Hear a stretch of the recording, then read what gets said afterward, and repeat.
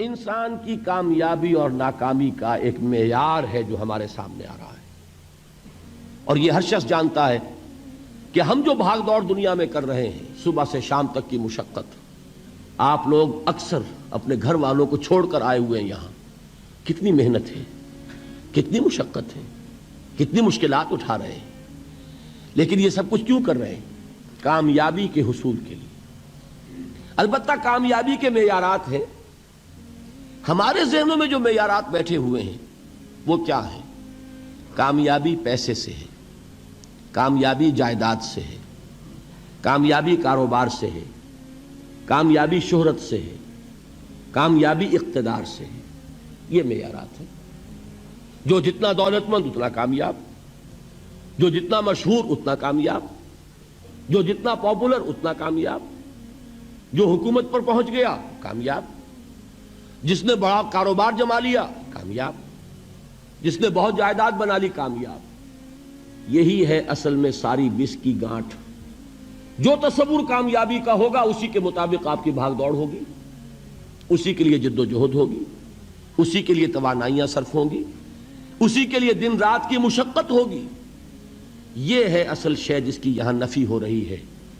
کامیابی دولت سے نہیں، کامیابی شہرت سے نہیں، کامیابی اقتدار اور طاقت اور حکومت سے نہیں، بلکہ کامیابی ہے ایمان سے، عمل صالح سے، تواصی بالحق سے، تواصی بالصبر سے۔ آپ غور کیجئے اس نقطہ نظر کا، اس ایٹیچیوڈ کا، یہ جو مینٹل ایٹیچیوڈ ہے، اس کا بدل جانا ہی انسانی شخصیت کے اندر انقلاب برپا کرے گا۔ اب آپ کا نتیجہ کیا نکلا؟ اگر تو دولت سے کامیابی ہوتی تو قارون بہت کامیاب تھا، اگر حکومت سے کامیابی ہوتی تو فرعون اور نمرود بہت کامیاب تھے۔ کامیابی ان سے نہیں ہے۔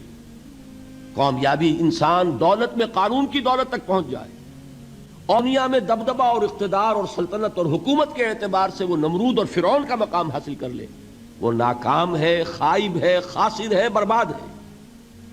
اور ابو ذر غفاری کامیاب ہیں، چاہے ان کے پاس کچھ نہیں تھا، جھونپڑی تک نہیں تھی، کوئی گھر نہیں تھا۔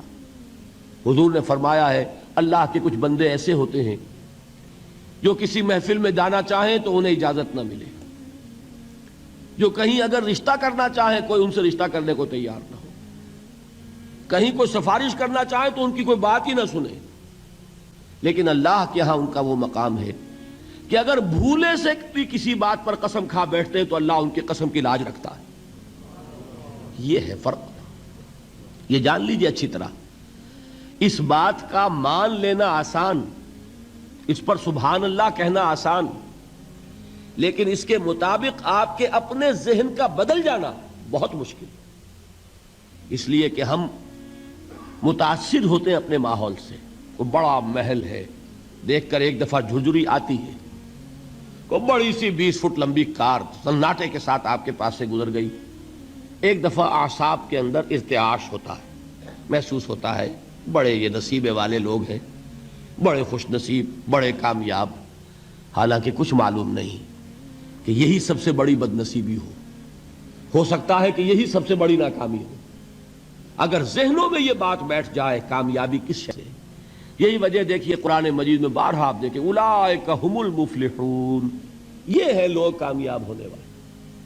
آج ہی آپ نے نماز میں وہ آیات سنی، یا ایھا الذین آمنوا ارکعوا واسجدوا واعبدوا ربکم وافعلوا الخیر لعلکم تفلحون۔ اے ایمان والو، رکوع کرو، سجدہ کرو، اپنے رب کی پرستش اور بندگی کرو، اور اچھے کام کرو تاکہ تم کامیاب ہو جاؤ۔ تو کامیابی کن چیزوں سے ہے؟ یہ ہے سب سے بڑا سبق۔ یہ ہمارے دل میں اگر بات بیٹھ جائے، ٹھک جائے، تو زندگی بدل جائے گی، صبح و شام بدل جائیں گے، نقشے بدل جائیں گے، بھاگ دوڑ کا رنگ بدل جائے گا، ویلیو سٹرکچر بدل جائے گا۔ آج وہ ایک چیز نہایت اہم نظر آ رہی ہے، کل نہایت غیر اہم نظر آئے گی۔ جیسے کہ حضور کی حدیث ہے مالی وللدنیا، مجھے تمہاری اس دنیا سے کیا سروکار، انما مثلی کراکب استظل تحت شجرۃ ثم راح فترکھا، میری مثال تو اس سوار کی سی ہے جو تھوڑی دیر کے لیے ایک درخت کے سائے میں ٹھہرتا ہے سستانے کے لیے، پھر وہ اپنا راستہ لیتا ہے، اسے اس درخت سے کوئی مستقل تعلق اس کا نہیں ہے، وہ اس کا گھر نہیں، وہ اس کی منزل نہیں۔ اسی طرح یہ دنیا میرا گھر نہیں ہے۔ اب دیکھیے ہم کہتے ہیں انا للہ و انا الیہ راجعون، ہم تو مسافر ہیں، ہم اللہ کے پاس سے آئے، اللہ کی طرف ہمیں لوٹ جانا ہے۔ کن فی الدنیا کانک غریب و عابر سبیل، حضور فرماتے ہیں دنیا میں ایسے رہو جیسے کہ تم اجنبی ہو یا راہ چلتے مسافر۔ لیکن یہ طرز عمل کب ہوگا؟ جبکہ یہ آیت ہمارے ذہنوں کے اندر بیٹھ گئی ہو، والعصر ان الانسان لفی خسر الا الذین آمنوا وعملوا الصالحات وتواصوا بالحق وتواصوا بالصبر۔